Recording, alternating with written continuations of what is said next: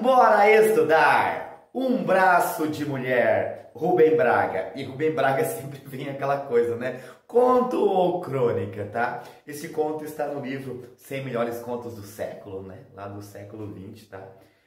Mas realmente existe essa, é conto ou é crônica, porque ele é baseado em um fato do cotidiano, né? O que o tornaria uma crônica. Mas ele tem todos os elementos, né, que podem considerar um conto. Eu, sinceramente, não ligo muito, né, para essa classificação de gênero. Acho que é cada vez mais difícil. Falei isso já em um outro vídeo anterior, aqui do próprio Rubem Braga, né? Mas vamos lá, que o mais importante é o conteúdo aqui do texto literário, tá? O narrador, então, desse conto, né? Não tem o nome aqui, mas o narrador desse conto, vou chamar de conto, tá?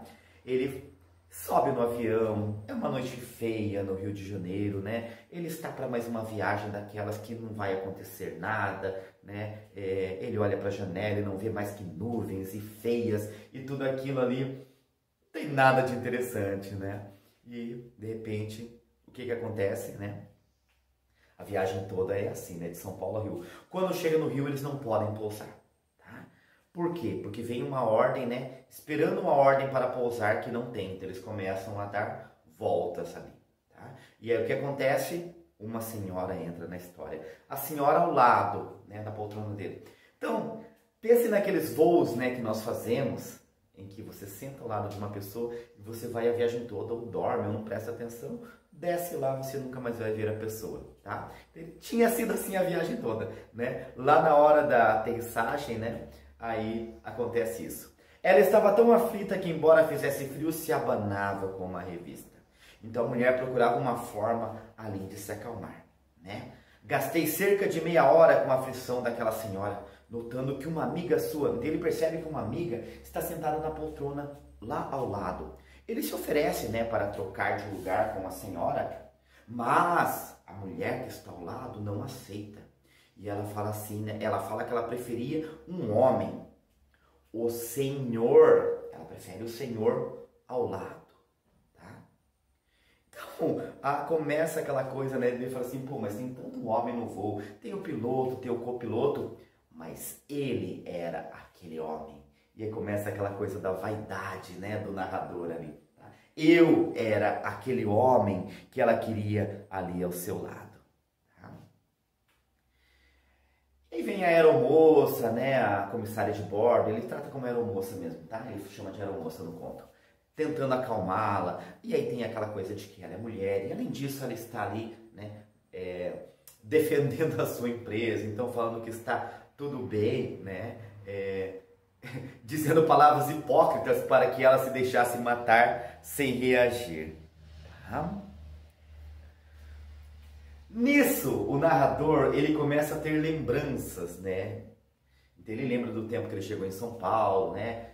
20 anos atrás, que ele chegou com 30 mil réis, e ele andava ali pelo viaduto do Chá, pelo antigo viaduto do Chá. Hoje nem existe mais esse viaduto, e vai pensando ali, né? Naquelas lembranças, e aí ele se toca, né?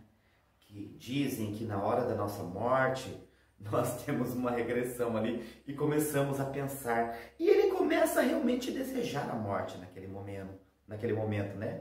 Ele pensa assim, pô, até que seria interessante morrer, né?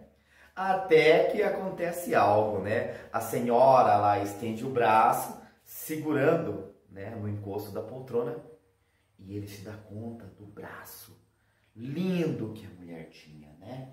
Tá? Um braço, como ele comenta aqui, como ele fala aqui, né? Harmonioso, vou ler aqui. Harmonioso e musculado. E ele fica a olhar aquele braço devagar, né? Desde o ombro suave até as mãos de dedos longos, né? Ele fica ali olhando para aqueles braços, tá? Eu não queria mais morrer. Vou ler agora um trecho. Eu não queria mais morrer. E a ideia da morte me pareceu tão errada, tão feia, tão absurda que me sobressaltei. A morte era uma coisa cinzenta, escura, sem a graça, sem a delicadeza e o calor. A força macia de um braço ou de uma coxa, a suave radiação da pele de um corpo de mulher moça. E ele fica encantado com aquela moça e ele se lembra, né, das mulheres ali, da vida gostosa que ele poderia ter ainda, e ele desiste de morrer, né? Nisso o avião pousa, a mulher desce, todos descem, né? E eles ainda se encontram ali no saguão, tá?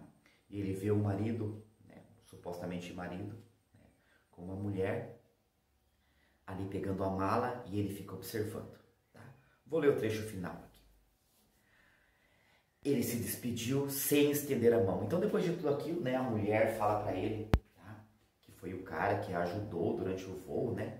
E aí ele se despediu sem estender a mão, como se, com aqueles agradecimentos que fora constrangido pelas circunstâncias a fazer, acabasse de cumprir uma formalidade desagradável com relação a um estranho, que devia permanecer um estranho. Um estranho. E de certo ponto de vista, um intruso. Foi assim que me senti perante aquele homem de cara desagradável. Então ali a concorrência dos dois, né? Pela mulher. Tive a impressão de que, de certo modo, o traíra e de que ele o sentia. Quando se retirava, a senhora me deu um pequeno sorriso. Tem uma tendência romântica a imaginar coisas. Olha a imaginação dele, tá? Imaginei que ela teve cuidado de me sorrir quando o homem não podia notá-lo. A traição, né? Um sorriso sem o visto marital, né? Sem o marido estar vendo ali. Vagamente cúmplice. Certamente nunca mais a verei. Nem o espero. Mas o seu belo braço foi um intenso momento para mim, a própria imagem da vida, e não o esquecerei depressa.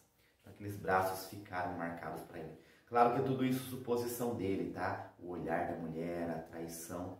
Então, aquela coisa, um momento em que nada demais acontece, mas tem aquela reação do marido e tem a reação dos dois ali, como se tivessem vivido algo muito importante. Como realmente viveram algo muito importante, né? Espero que tenham gostado. Por hoje é isso e simbora estudar!